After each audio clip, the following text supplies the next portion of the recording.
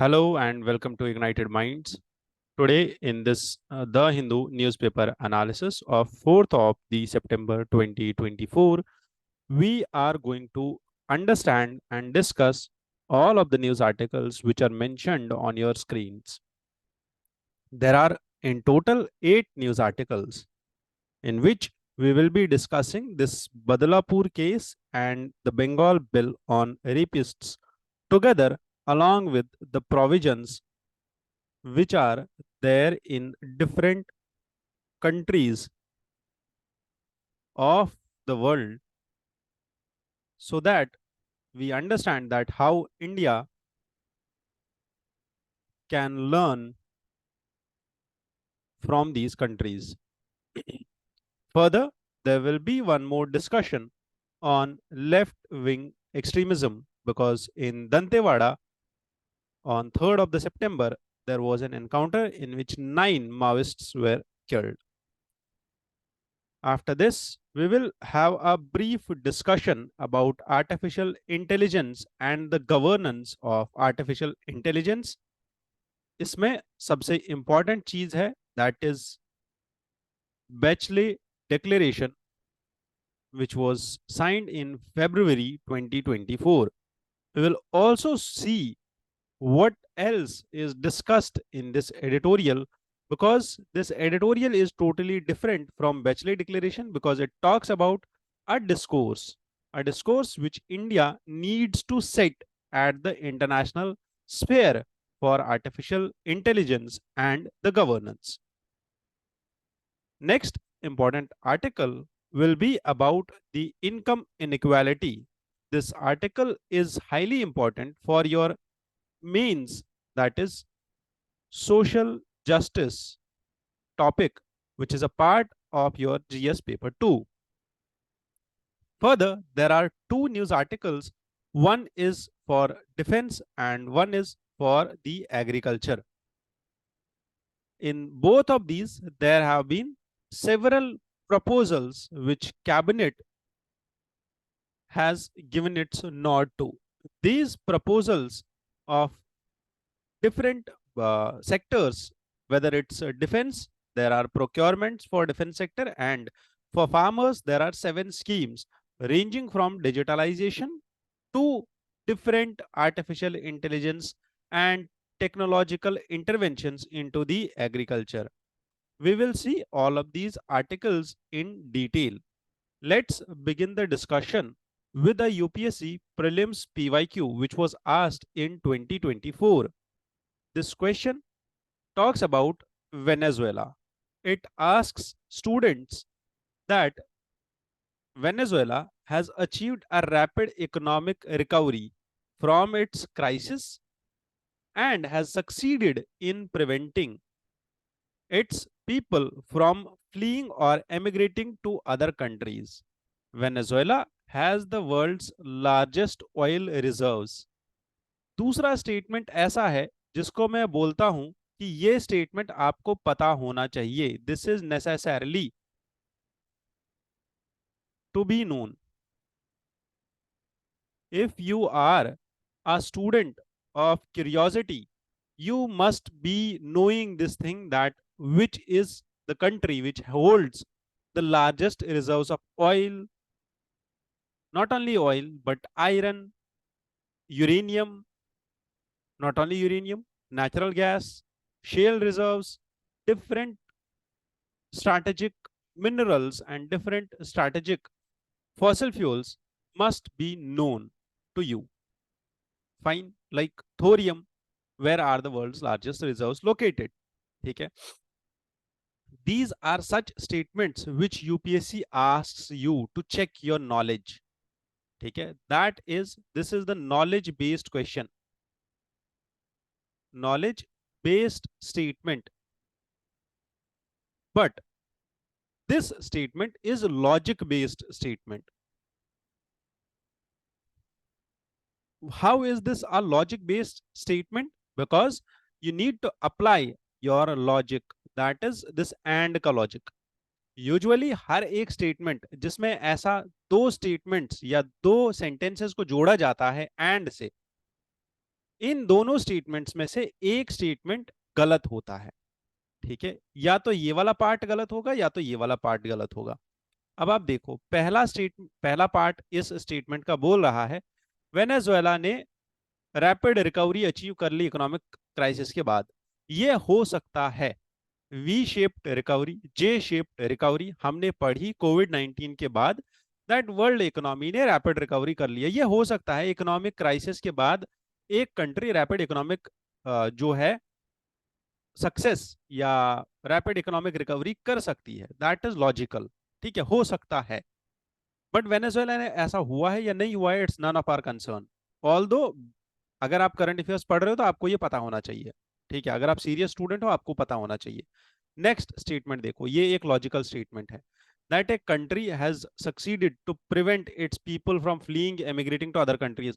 अब ये कोई भी कंट्री हो वेनेजुएला को छोड़ के, इधर आप कोई भी कंट्री लिख लो, कि इसने टोटली प्रिवेंट कर दिया कि इसका कोई भी बंदा बाहर नहीं जाएगा।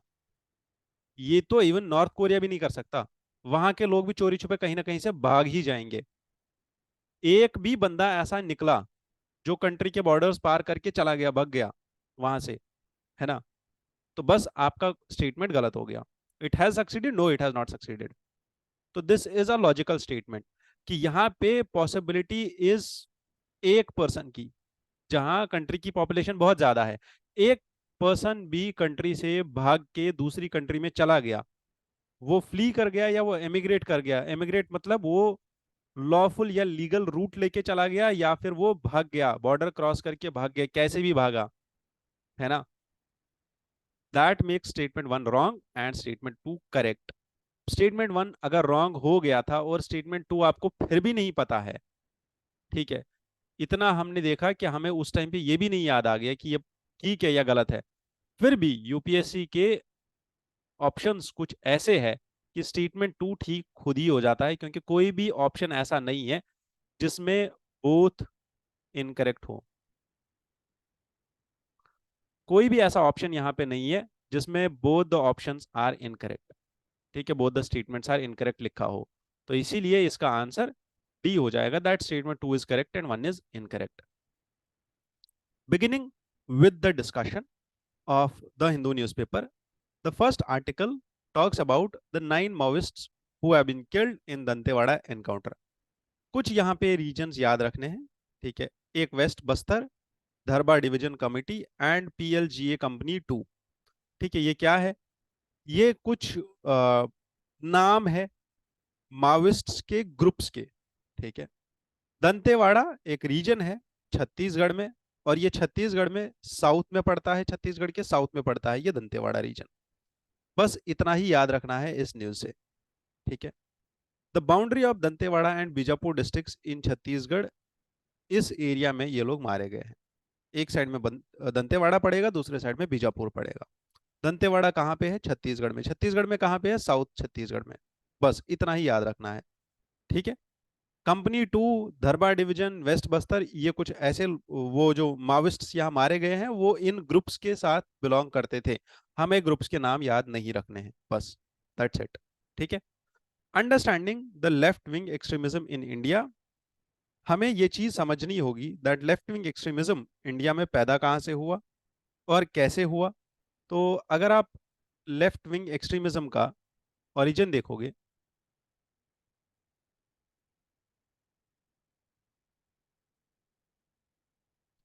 This is the Naxalbari movement, ठीक है, एंड ये कहाँ से हुआ था स्टार्ट, ये नक्सलबारी विलेज से स्टार्ट हुआ था जो कि वेस्ट बंगाल में है।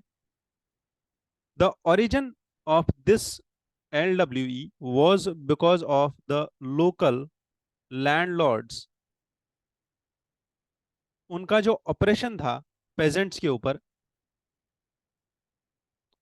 Over the disputed land. तो basically Naxalbari movement left wing extremism का ओरिजिन कहाँ पे है, it is in the land reforms. जो वहां के पेजेंट्स थे, जैसे हमने पहले देखा हिस्ट्री में, हमने पढ़ा होगा दैट पेजेंट रिवोल्ट्स हिस्ट्री में हुए थे, किसके अगेंस्ट में, लैंडलॉर्ड्स के अगेंस्ट में और कॉलोनियल गवर्नमेंट के अगेंस्ट में, अंग्रेजों के खिलाफ जो पेजेंट्स थे उन्होंने विद्रोह कर दिया था। अब इस चीज को अगर आप समझना है आपको, तो आप इसी चीज को समझो कि नक्सलबारी मूवमेंट भी इसी चीज से प्रभावित थी। ठीक है, पेजेंट्स ने वहां पे भी हमला, ये रिवोल्ट कर दिया था, विद्रोह कर दिया था जो लोकल लैंडलॉर्ड्स थे उनके अगेंस्ट में। ठीक है, अब यहीं पे ये मोमेंट इतना ज्यादा स्पीड पकड़ता है कि ये moment Chhattisgarh, Orissa and Andhra Pradesh, in states में फैल जाता है। लेफ्ट विंग एक्सट्रीमिज्म को मोस्टली बोला जाता है माओइज्म या Maoists and Naxalites in India. ठीक है, ये नाम इनको इसलिए पड़े हैं क्योंकि ये जो चाइनीज माओ थे उनकी फिलॉसफी से थोड़े बहुत प्रभावित थे पहले। ठीक, what is the objective of the Naxalbari movement? ये करना क्या चाहती है ये movement? It actually wants to remove the state. ठीक है, and it tries to capture state power. ठीक है, स्टेट पावर इनके पास आ जाएगा और स्टेट पावर आने के बाद ये खुद से रन करना चाहते हैं उस चीज को। किसको? स्टेट को। कैसे रन करना चाहते हैं? Through communist state. अब ये स्टेट को कैप्चर कैसे करेंगे? Through armed rebellion. और आर्म्ड रेबेलियन के बाद ये एक कम्युनिस्ट स्टेट एस्टैब्लिश करना चाहते हैं। कम्युनिस्ट स्टेट एस्टैब्लिश करेंगे, क्यों करेंगे ऐसा? क्योंकि इनको लगता है जो आज का स्टेट है, जो आज की एडमिनिस्ट्रेशन है, जो आज की गवर्नमेंट है, it is oppressive, it's exploitative and it is ruling in the interest of rich. ठीक है, क्लियर यहां तक? इसके बाद कम्युनिस्ट स्टेट एस्टैब्लिश करेंगे और माओइस्ट प्रिंसिपल्स को ये लोग फॉलो करेंगे। अब इस चीज को हासिल करने के लिए, इस ऑब्जेक्टिव को अचीव करने के लिए ये लोग क्या करते हैं? इनके पास मोडस ऑपरेंडी क्या है, काम कैसे करते हैं? तो ये वॉरफेयर के थ्रू काम करते हैं। Warfare like guerrilla warfare, attacks, ये एक्सटॉर्शन करते हैं, they do intimidation and they also spread their propaganda. ठीक, यहां तक क्लियर? करते क्या है? गुरिल्ला वॉरफेयर, एक्सटॉर्शन, पैसा, किडनैपिंग, पैसा लेना, इंटिमिडेशन, डराना, प्रोपागेंडा अपना फैलाना कि हम लोग क्यों कर रहे हैं ये सब, ताकि सिविलियंस में इसको जो है, वहां के जो फार डीप पॉकेट्स और far deep pockets of the forest, वहां पे जो लोग रह रहे हैं उनके बीच में इनकी अथॉरिटी पैदा हो जाए। ठीक, यहां तक क्लियर है? जो रीजन्स मोस्टली अफेक्टेड है नक्सलाइट से, दीज आर दीज रीजन्स। और ये जो सबसे ज्यादा रेड में आपको दिख रहा है, ठीक है, this is known as red corridor. ठीक है, this is known as red corridor. These are the highly affected regions which are located in the Chhattisgarh, Jharkhand, West Bengal, Orissa, Andhra Pradesh. ठीक है, ये 5-6 स्टेट्स में सबसे ज्यादा इनका पावर है। अगर आप अभी देखो तो यहाँ पे डेटा दिया हुआ है that around 153 Maoists were killed in anti Naxal operations. ठीक है, 2023 तक। क्लियर? अप्रैल में कुछ मारे गए हैं इस साल, काफी ज्यादा एनकाउंटर्स हो रहे हैं। इसके बाद ये भी समझना है कि अभी झारखंड, छत्तीसगढ़, उड़ीसा, बिहार, वेस्ट बंगाल, आंध्र प्रदेश, तेलंगाना, महाराष्ट्र, मध्य प्रदेश और केरला तक में, ये पूरे रीजन में लेफ्ट विंग एक्सट्रीमिज्म अफेक्ट कर चुका है, इन्फेक्ट कर चुका है। कॉजेज हमने डिस्कस किए, इसका ओरिजिन हमने डिस्कस किया, ये भी पता चला हमें कि ये लोग काम कैसे करते हैं। हावेवर यहाँ पे सबसे बड़ी प्रॉब्लम इनकी ये है दैट दे हैव दी, जो ये बढ़ रहे हैं, इतना ज्यादा फैल रहे हैं, इसके पीछे एक main reason for their growth is lack of coordination between the center and state governments. ठीक है. Further, the other features or other reasons are the land right disputes,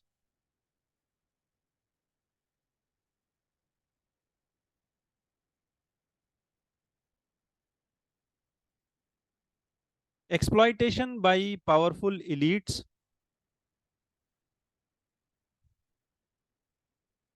and poverty or lack of development.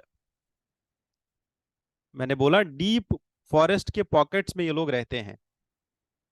Globalisation की वजह से displacement हुआ है land का.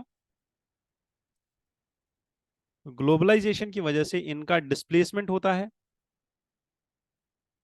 क्योंकि यहाँ पे कॉरपोरेशंस आती है, एमएनसीज आती है जो नए नए प्रोजेक्ट्स लेके आती है और यहाँ पे काम करना चाहती है. ग्लोबलाइजेशन के साथ साथ developmental prospect of Indian state और जो नेशनल लेवल पे हम डेवलपमेंट करना चाहते हैं उस डेवलपमेंट की वजह से, जैसे हमने कहीं पे डैम बनाना हुआ तो डैम की वजह से भी डिस्प्लेसमेंट होता है. डिस्प्लेसमेंट के बाद सबसे इंपॉर्टेंट चीज है रिहैबिलिटेशन, जो इन लोगों का नहीं हो पाता है. ठीक है.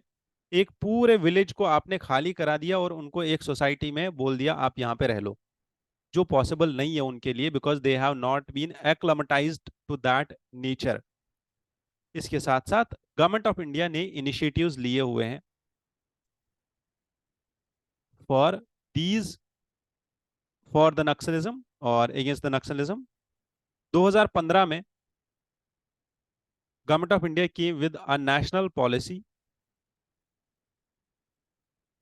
And action plan against left wing extremism.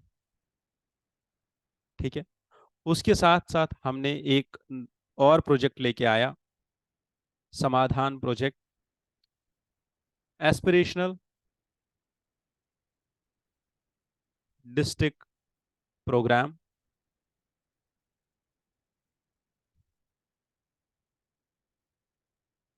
ये सब स्टेप्स ले चुकी है गवर्नमेंट अभी तक.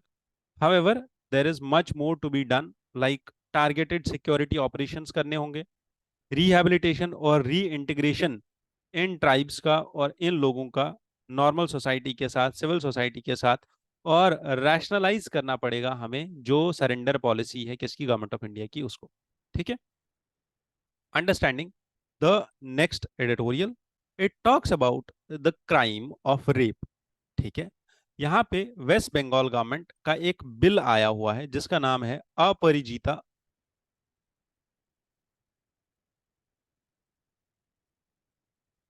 वुमेन एंड चाइल्ड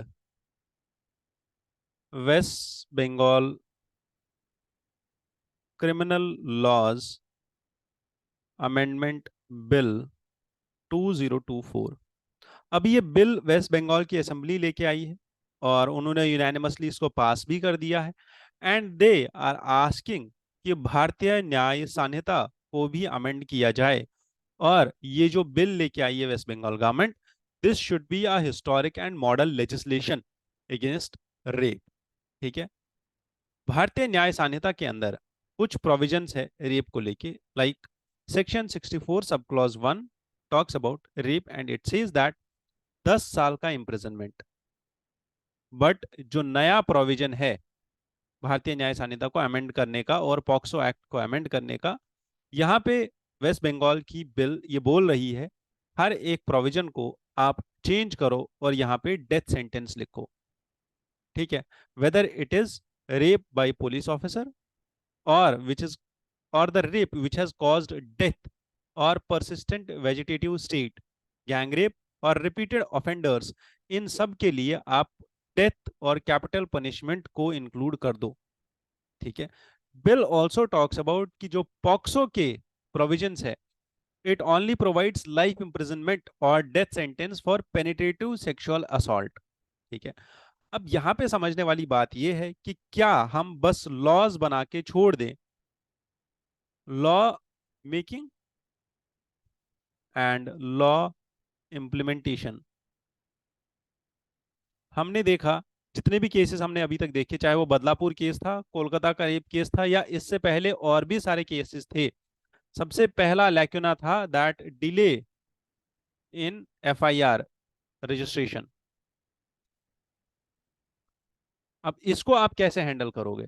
आप डेथ सेंटेंस तब दोगे जब वो कन्विक्ट हो जाएगा. कन्विक्ट ही नहीं हो रहा है, एफआईआर रजिस्टर नहीं हो रहा है, तो आप लॉ लेके आओगे तो किस काम का है वो लॉ, जब आप उसको इंप्लीमेंट ही नहीं करोगे.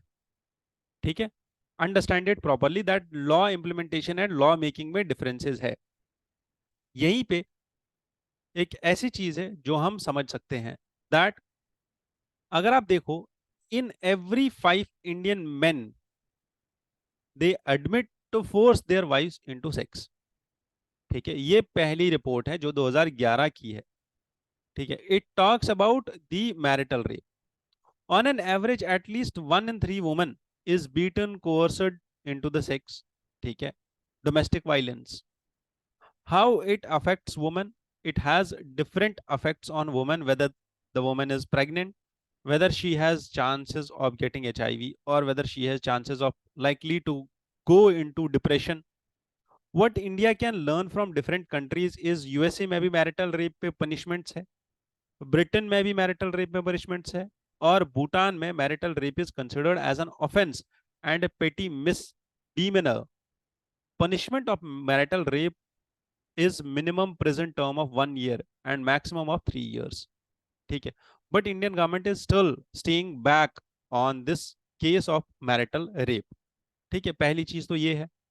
दूसरी चीज जो यहाँ पे समझनी है हमें कि जो हाईकोर्ट ने यहाँ पे बोला है, ठीक है, इन बदलापुर केस में Bombay high court, Maharashtra high court बोल ने कल ये स्टेटमेंट दिया है दैट बेटी पढ़ाओ बेटी बचाओ को अब चेंज करना होगा, और हमें ये बोलना होगा दैट बेटा पढ़ाओ और बेटी बचाओ, that you should educate the son to protect the daughters and to protect the women around him, whether he is in college, he is in any sphere of his life, वो अपने office में है, वो अपने college में है, या वो किसी भी जगह पे है, वो किसी भी सराउंडिंग में है, उसको ये समझ होनी चाहिए, उस बच्चे को ये समझ होनी चाहिए, हर लड़के को ये समझ होनी चाहिए कि कोई भी लड़की जो जा रही है उसको प्रोटेक्ट करने की जिम्मेदारी उस पे है. ठीक है, he should not take away his eyes if there is anything wrong happening with any of the women around. ठीक है, it is the responsibility of each of us to understand that we need to protect, because it is men only who are conducting these crimes against women. ठीक है, जिस चीज पे हमें काम करना होगा, हम understand that the statement it is Beti Bachao Beti Padhao और बेटा पढ़ाओ बेटी बचाओ. ठीक है, you should understand that you should sensitize the boys, you should sensitize the men about the crime, about the act which causes devastating effects not only on one life in the society but on the whole gender at large. जितनी भी women है world में, India में, उन सब पे एक impact पड़ता है एक न्यूज से. वो एक न्यूज जो कोलकाता से आई उसने हर एक डॉक्टर के दिल में डर पैदा कर दिया कि क्या मैं नाइट में ड्यूटी करूं या नहीं. उसने हर टीचर के, जो वुमेन टीचर है उसके दिल में डर पैदा कर दिया, जिनकी ट्रोलिंग होती है ऑनलाइन. ठीक है, उतना ही नहीं, उसने हर कॉरपोरेट में काम करने वाली वुमेन के दिल में डर पैदा कर दिया. ठीक है, तो this is not less than what terrorists do. That is why there is need of sensitizing your boys and sensitizing the environment so that the environment for girls remains safe. ठीक है, इसके साथ साथ हमें ये भी देखना है that if we can understand what are the provisions in India against rape. Provisions सबसे पहला हमारा है section 375 of Indian Penal Code, which says that a rape committed by a man when he has sexual intercourse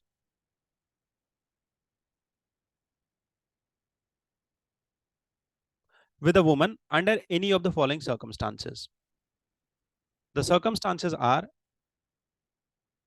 against her will, without consent, with her consent, obtained by using fear.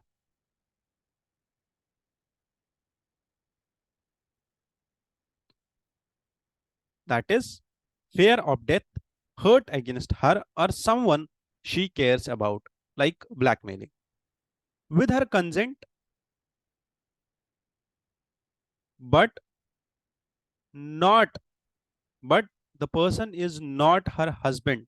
She believes he is another man to whom she is married, or believes herself to be lawfully married, knowing that he is not her husband.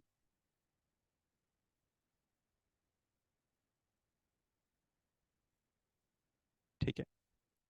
With her consent, when she is unable to understand the nature and consequences of given consent.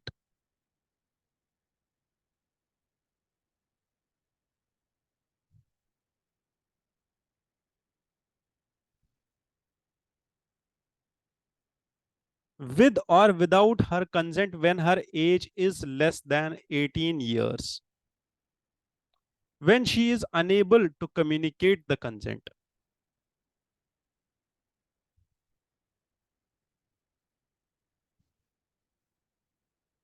ठीक है. ये कुछ conditions है जिसमें if there is sexual intercourse which is happening between a man and a woman under these conditions, under all of these conditions, it will be considered as a rape under section 375 of IPC. Clear? Done? Next, I just want you to remember that World Bank has come up with a report. Report का नाम क्या है? Data क्या है याद नहीं रखना है. रिपोर्ट का नाम है India development update, India's trade opportunities in a changing global context. बस ये रिपोर्ट है. इस रिपोर्ट का नाम याद रखना है. क्यों याद रखना है? क्योंकि ये वर्ल्ड बैंक की रिपोर्ट है. बहुत ही इंपॉर्टेंट रिपोर्ट है. रिपोर्ट का नाम याद रखना है बस. कौन निकालता है? वर्ल्ड बैंक निकालता है. वर्ल्ड बैंक ने क्यों निकाली है? इंडिया के ग्रोथ प्रोजेक्शंस के लिए और इंडिया के लिए है ये. बस इतना ही याद रखना है. ठीक है. इससे ज्यादा कुछ नहीं याद रखना है. इस न्यूज आर्टिकल में हो सकता है प्रीलिम्स में पूछा जाए. बस दैट्स इट. इस रिपोर्ट के कॉन्स्टिट्यूएंट्स याद नहीं रखने हैं कि इस रिपोर्ट में क्या क्या है, किस किस चीज पे रिपोर्ट आ रही है, इस रिपोर्ट में क्या क्या बात हुई है. उतना ज्यादा डीप में नहीं जाना है. कल या परसों की डेट में इस रिपोर्ट पे एक एडिटोरियल आने वाला होगा. वो एडिटोरियल इस रिपोर्ट को और ज्यादा डीपली एनालाइज करेगा. हम देखेंगे अगर उस एडिटोरियल से हमारे लिए कुछ इंपॉर्टेंट हुआ तो we will understand it. If not, it's not necessary to understand. This article is very much important for us to understand because this article talks about artificial intelligence and the governance. Not only that, but the governance, that is AI governance and the discourse. यहाँ पे author कुछ की concepts पे बात कर रही है. Author says अगर आप जियो पॉलिटिक्स देखो तो जियो पॉलिटिक्स में इंडिया को ये करना चाहिए अभी कि यूनाइटेड नेशन पे एक बात छेड़ी जाए. ठीक है. एक डिस्कोर्स छेड़ा जाए, एक डिस्कोर्स एस्टैब्लिश किया जाए regarding the artificial intelligence and it's governance, कि आर्टिफिशियल इंटेलिजेंस को गवर्न कैसे किया जा सकता है. She starts with the summit of the future. जो समिट ऑफ फ्यूचर वो अभी सितंबर 22-23 को होने वाला है 2024 में ही, इसी महीने होने वाला है. ये समिट ग्लोबल डिप्लोमेसी का समिट है and it will talk about the international norm building process for artificial intelligence. कि इंटरनेशनल लेवल पे आप लॉज या नॉर्म्स कैसे बना सकते हो आर्टिफिशियल इंटेलिजेंस को लेके. क्लियर यहां तक? अब यहां पे बात यह है कि यूनाइटेड नेशंस इंडिया एक रोल प्ले कर सकता है और इस समिट में ये हो सकता है दैट यूनाइटेड नेशंस आगे बढ़ के global digital compact that is GDC लेके आए। ग्लोबल डिजिटल कॉम्पैक्ट क्या है?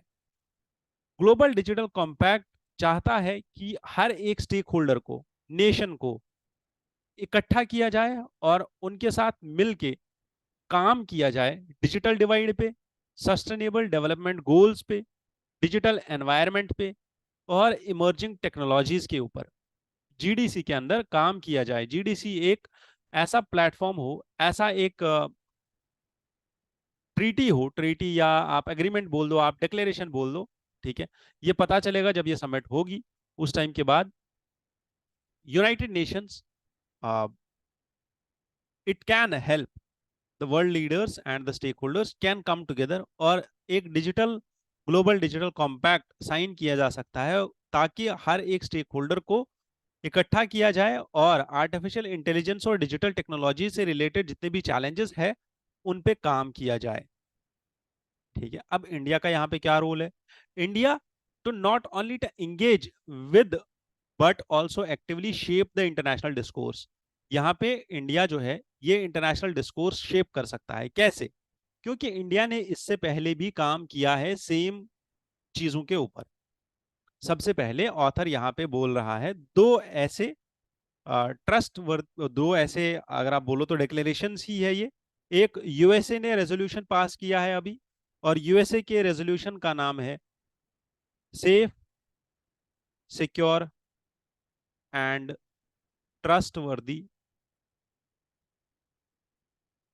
Trustworthy artificial intelligence for sustainable development. दूसरा, चाइना ने एक रेजोल्यूशन लेके आया है जिसका नाम है enhancing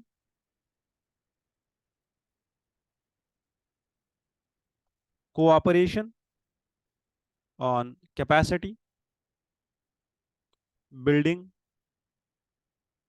for artificial intelligence, AI. ठीक, दो ऐसे रेजोल्यूशंस जो दोनों काम करना चाहते हैं आर्टिफिशियल इंटेलिजेंस से रिलेटेड। क्या काम? कि approach for artificial intelligence governance, AI की गवर्नेंस को लेके, एआई के रेगुलेशन को लेके। ये दोनों रेजोल्यूशंस एक यूएसए ने और एक चाइना ने लेके आए। यूएन अभी ग्लोबल लेवल पे आर्टिफिशियल इंटेलिजेंस के गवर्नेंस को लेके कंसर्न्ड है एंड इंडिया एक एक्टिव रोल प्ले कर सकता है in the long standing engagements at United Nations and strategic engagements at G20 and global partnership on artificial intelligence। India ने रिसेंटली G20 और GPAI दोनों में बहुत अच्छा रोल निभाया था। अब इंडिया जैसे क्लाइमेट चेंज को लेके आगे बढ़ा और common but differentiated responsibilities through different agreements, Paris protocol, Kyoto protocol, Paris agreement, हर जगह इंडिया ने basic group, Paris agreement, Dubai summit और ग्लोबल साउथ की नेगोशिएशंस के लिए जैसे voice of the democracy India ने समिट्स किए। G20 को लेके इंडिया ने ग्लोबल साउथ को रिप्रेजेंट किया हर जगह। वैसे ही इंडिया ग्लोबल साउथ की आवाज बन के एआई के इनोवेशन में भी आगे बढ़ सकता है, because global south is facing some different kind of problems. क्यों? क्योंकि global north is majorly developed, global south is majorly under developing nations. Global south में आर्टिफिशियल इंटेलिजेंस के इनोवेशन को लेके हम उतना काम नहीं कर पा रहे हैं। क्यों नहीं कर पा रहे हैं? बिकॉज यहाँ के नेशंस अंडर डेवलप्ड है, कंप्यूटिंग का इंफ्रास्ट्रक्चर हमारे पास नहीं है, हाई क्वालिटी डेटा सेट्स और लैक ऑफ कैपिटल नहीं है। इसीलिए आर्टिफिशियल इंटेलिजेंस के गवर्नेंस को लेके सबसे इंपॉर्टेंट पॉइंट है इक्विटी, एक्सेसिबिलिटी एंड फेयरनेस। जैसे हमने बोला कॉमन बट डिफरेंशिएटेड रिस्पॉन्सिबिलिटीज की वेस्ट और जो डेवलप्ड नेशंस है इनकी रेस्पॉन्सिबिलिटीज अलग है और डेवलपिंग नेशंस की रेस्पॉन्सिबिलिटीज अलग है। वैसे ही आर्टिफिशियल इंटेलिजेंस में भी डेवलप्ड नेशंस आगे बढ़ चुके हैं और डेवलपिंग नेशंस को रिप्रेजेंट करने के लिए कोई नहीं है। यहाँ पे इंडिया को रोल प्ले करना पड़ेगा, ठीक है। एंड इसी चीज को लेके ऑथर यहाँ पे बोल रही है, जैसे इंडिया ने G20 का new Delhi declaration and GPAI का मिनिस्ट्रियल डिक्लेरेशन साइन करवाया, ठीक है, जहां पे बात की जा रही थी fair access to critical artificial intelligence resources. These declarations also emphasized on sharing of AI benefits, mitigating risks and international cooperation on artificial intelligence. वैसे ही इंडिया यूनाइटेड नेशंस में rule of law, UDHR, SDG इसी pattern पे एक और discourse छेड़ सकता है और एक ऐसी गाइडलाइन वर्ल्ड लेवल पे लेके आ सकते हैं जो आर्टिफिशियल इंटेलिजेंस को इक्विटेबल एक्सेस के अंदर गवर्न कर सके और हर एक कंट्री को इक्वल बेनिफिट हो उस चीज का, ठीक है। जैसे कोई प्लेटफॉर्म बनाना है, नॉन गवर्नमेंटल ऑर्गेनाइजेशन काम कर रही है, स्मॉल एंड मीडियम एंटरप्राइजेस काम कर रही है, इन सबको एक प्लेटफॉर्म पे लेके आया जाए और ग्लोबल डिस्कशंस में ग्लोबल लेवल पे डिस्कशन छेड़ा जाए जिसमें ये सब लोग पार्टिसिपेट करें और एक मल्टी स्टेक होल्डर अप्रोच हो आर्टिफिशियल इंटेलिजेंस की गवर्नेंस को लेके, ठीक है। इसमें कुछ चैलेंजेस भी है, जैसे इंक्लूसिव आर्टिफिशियल इंटेलिजेंस की गवर्नेंस के फ्रेमवर्क को लेके बाइपोलर डायनामिक्स हो सकती है यूएसए और चाइना के बीच में, कि यूएसए बोलेगा नहीं ऐसा नहीं करना है ऐसा करना है, चाइना बोलेगा नहीं ऐसा नहीं करना है ऐसा करना है, ठीक है। और ग्लोबल लेवल पे कंसेंसस बिठाने में बहुत सारे चैलेंजेस आते हैं। डेवलपिंग नेशंस में इलेक्ट्रिसिटी नहीं है, इंटरनेट एक्सेसिबिलिटी नहीं है, तो एआई का जो एडवांसमेंट है वो नहीं हो पाएगा, बिकॉज अगर आपके पास आटा नहीं है, पानी नहीं है, तो आप रोटी नहीं बना सकते। वैसे ही अगर आपके पास बेसिक इंफ्रास्ट्रक्चर नहीं है तो आप एआई की सोच भी नहीं सकते हो। तो these are some of the challenges which India should try to make sure that it also gets addressed very well. This editorial talks about income inequality. ये editorial basically अगर आप देखो, it says that the strategies which India can pursue to create resilience in income strategies, there is no silver bullet, and the editorial is not suggesting any silver bullet कि India में जो income inequality है उसको खत्म करने के लिए हमारे पास ऐसा कुछ नहीं है कि एक रामबाण इलाज दे दिया और खत्म हो गया, ऐसा कुछ नहीं है। आप बोलते हो कि ग्लोबलाइजेशन से खत्म हो जाएगा, लिबरलाइजेशन से खत्म हो जाएगा, ऐसा कुछ नहीं होता। ग्लोबलाइजेशन लिबरलाइजेशन के साथ प्रॉब्लम्स है। जैसे आपने देखा ग्लोबल मार्केट्स का डाउनफॉल 2008 में जो क्राइसिस हुआ, ग्लोबल फाइनेंशियल क्राइसिस, पता चल गया हमको। कोविड-19 में पता चल गया पैंडेमिक से। यूरोप और वेस्ट एशिया में कंटिन्यूअसली वॉर चल रहा है ग्लोबलाइजेशन की वजह से, और ग्लोबलाइजेशन एक और रीजन है इस चीज का, एक मेन रीजन है इस चीज का। So what should we do and what are the problems regarding this income inequality? सबसे पहली चीज जो की एरियाज पे यहाँ पे ऑथर बात कर रहे हैं, सबसे पहला है प्रोग्रेसिव टैक्सेशन, ठीक है। Progressive taxation is to redistribute wealth from the rich to the poor. Second is education and skill development, जिसमें हमें काम करना चाहिए, accessibility to quality education and skill development. Third is labour laws को ease out करना है, labour rights को protect करना है, सिक्योरिटी एंड चाइल्ड लेबर को खत्म करना है, इन्वेस्टमेंट इन इंफ्रास्ट्रक्चर इसको बढ़ाना है, रीजनल डिस्पैरिटीज को खत्म करना है, हाउसिंग एंड ट्रांसपोर्टेशन को इजी बनाना है, और environment, water, sanitation, forest, energy, climate change, ये सारे लेवल्स पे डेवलपमेंट करना है, ठीक है। The contribution of super rich, जो बिल्कुल बिलियनियर्स है, वो लोग कितना कंट्रीब्यूट कर रहे हैं, ठीक है, उनके कंट्रीब्यूशन को बढ़ाना, ठीक है। Like Bill Gates, Warren Buffett began a global campaign. इन लोगों ने एक ग्लोबल कैंपेन स्टार्ट किया था रिसेंटली जिसका नाम है गिविंग प्लेज,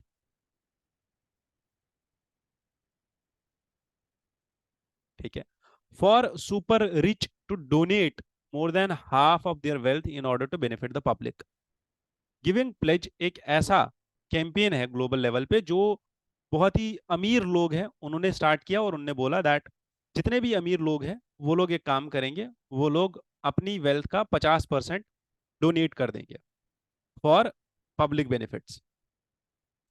2023 तक 235 सुपर रिच लोगों ने 235 सुपर रिच लोगों ने 28 कंट्रीज में $600 बिलियन कमिट किए हैं कि हम लोग ये डोनेट करेंगे और ये पब्लिक गुड में यूज होगा। ऐसे ही अगर आप देखो कुछ एडवांस कंट्रीज है, Japan, south Korea, France, United states, जहां पे 40 to 55% का टैक्स लगता है on inheritance.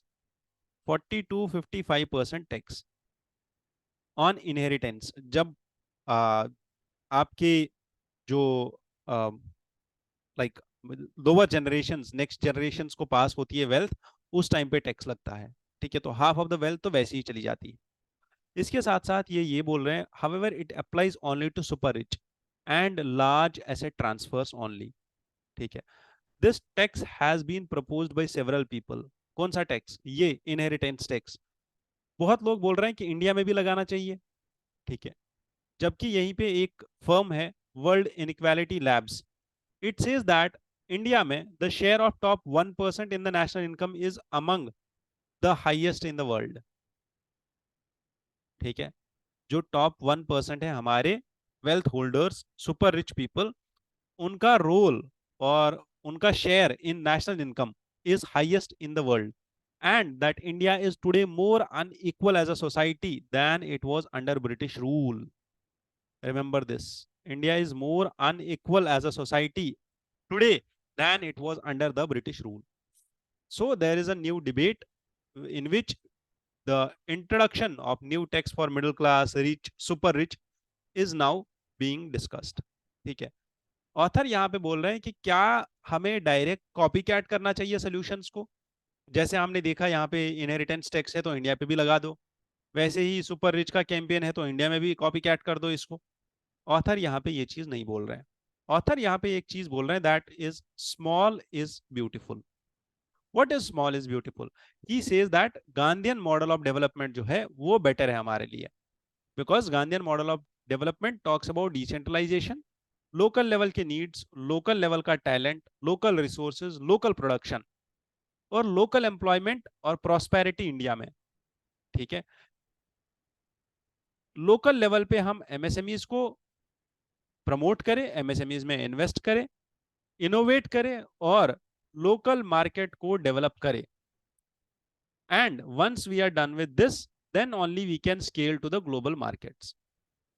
However he also highlights कि बैंक्स जो इंडिया में है, they do not prefer to give loans to big company, small companies.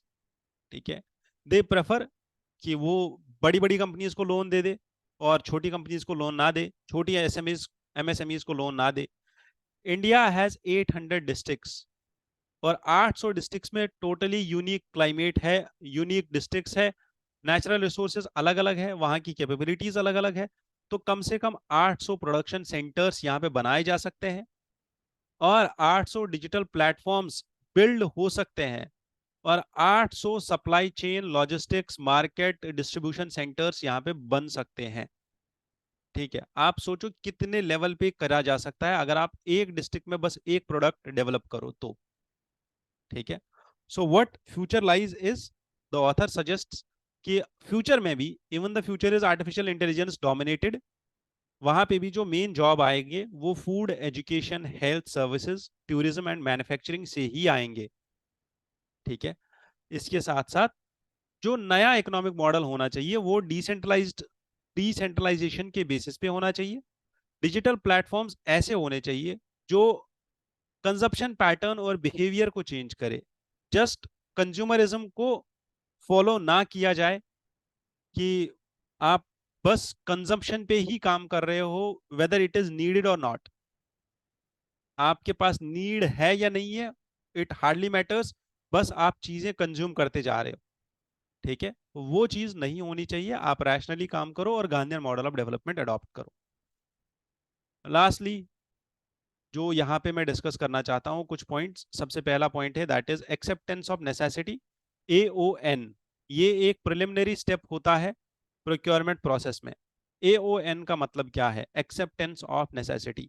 एक प्रपोजल आता है, ठीक है, डिफेंस एक्विजिशन काउंसिल की तरफ से, जो सबसे पहले अप्रूवल देता है फॉर प्रोक्योरमेंट ऑफ, जितना भी प्रोक्योरमेंट होगा, जितनी भी डिफरेंट विंग्स से डिमांड्स आएंगी, उन डिमांड्स को एक जगह इकट्ठा किया जाएगा और उसके बाद एक अप्रूवल दिया जाएगा डीएसी के थ्रू। डीएसी का जो अप्रूवल है वो कहाँ जाएगा? इसी अप्रूवल को बोला जाता है acceptance of necessity. Once this approval is given, तब जाके आगे काम होता है।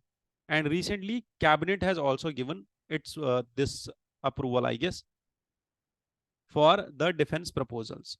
ठीक है, ये तो हमें समझ में आ गया एक्सेप्टेंस ऑफ नेसेसिटी क्या है। नेक्स्ट इज इंडिया में अभी ये जो ये न्यूज आ रही है, इसमें क्या क्या होने वाला है।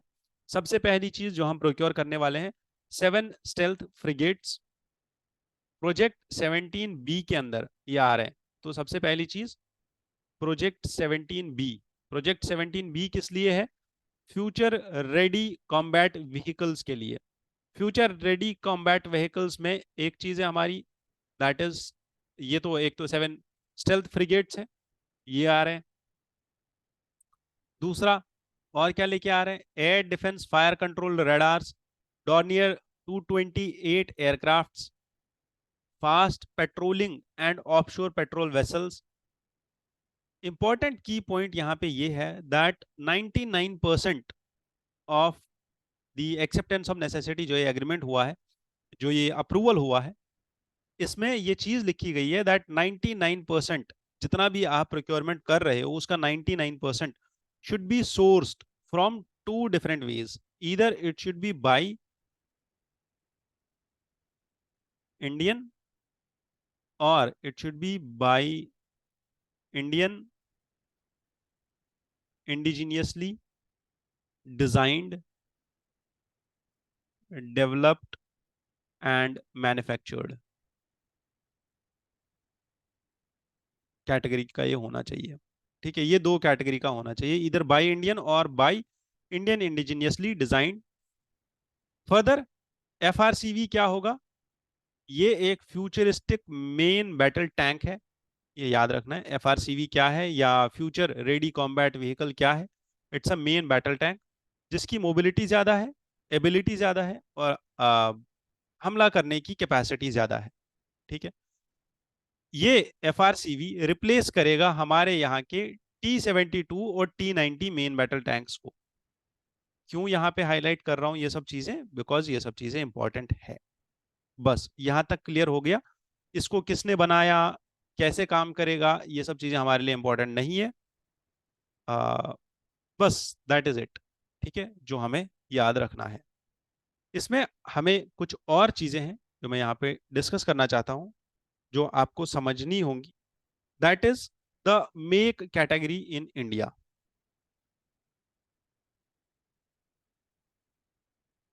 ठीक है, मेक कैटेगरी ये एक्चुअल में है क्या? जब भी डिफेंस में कैपिटल एक्विजिशन होता है, कैपिटल एक्विजिशन का मतलब क्या है?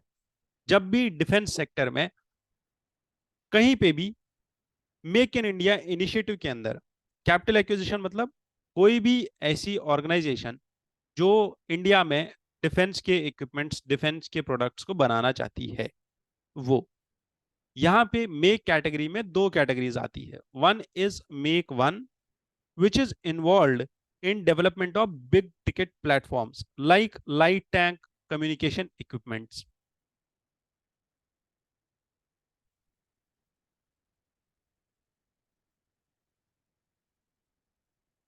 Communication equipments, ठीक।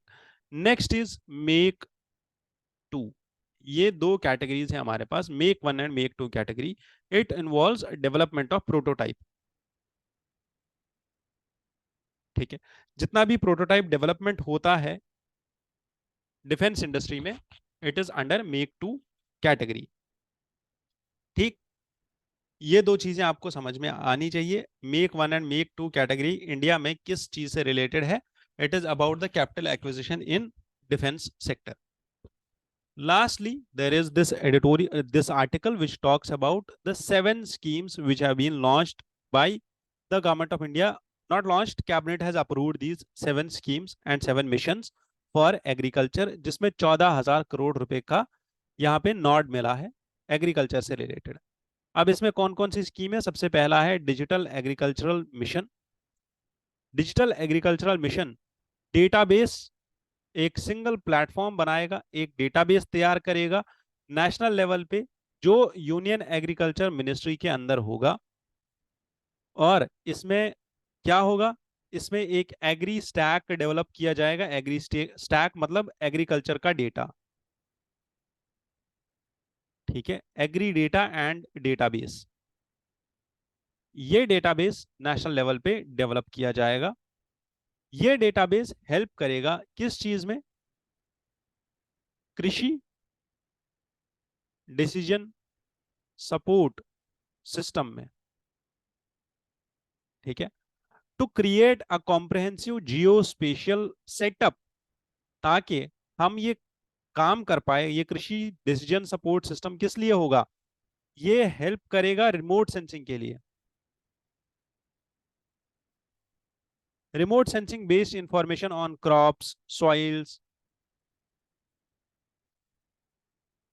Weather and water resources.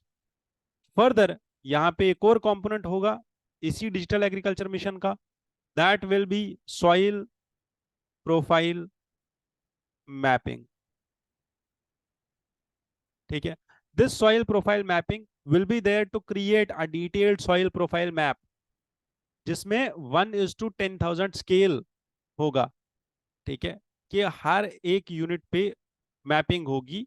और 142 मिलियन हेक्टेयर्स जो एग्रीकल्चरल लैंड है उस पे उसकी मैपिंग होगी, सॉइल प्रोफाइल की मैपिंग होगी कि सॉइल किस टाइप का है, कैसा सॉइल है, डैम्प सॉइल है, ज्यादा इसमें न्यूट्रिएंट्स है, कम न्यूट्रिएंट्स है, किस चीज की कमी है, किस चीज की कमी नहीं है। इसके साथ और भी कुछ चीजें अप्रूव हुई है, जैसे crop science for food and nutritional security. ये एक और मिशन है। ये किस लिए है?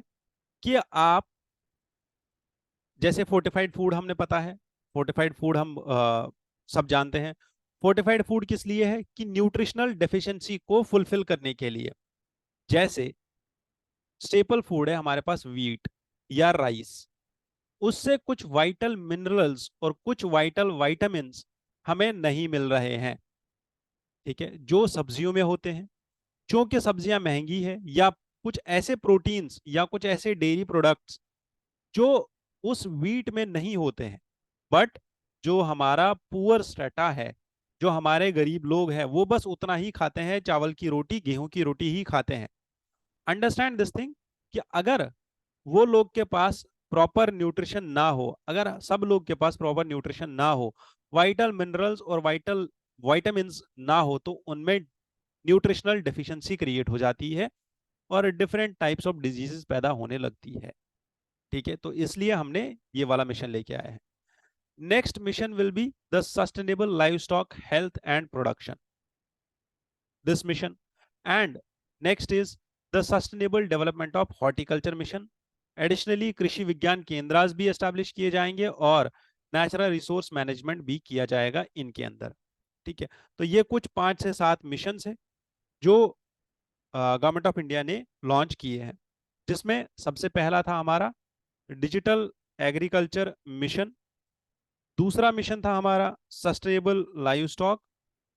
तीसरा मिशन है हमारा क्रॉप साइंस को लेके, ठीक है। चौथा मिशन है हमारा सस्टेनेबल डेवलपमेंट ऑफ हॉर्टिकल्चर, ठीक है। पांचवा मिशन है हमारा सस्टेनेबल और strengthening agricultural education, management and social sciences.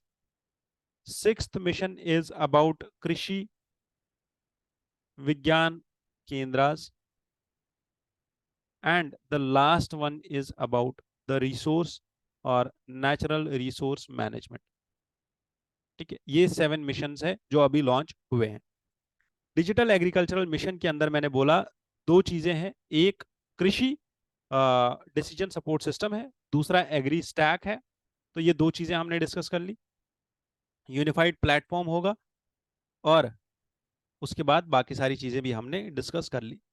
With this I conclude the discussion of the Hindu newspaper analysis for the 4th of September 2024. Have a good day ahead.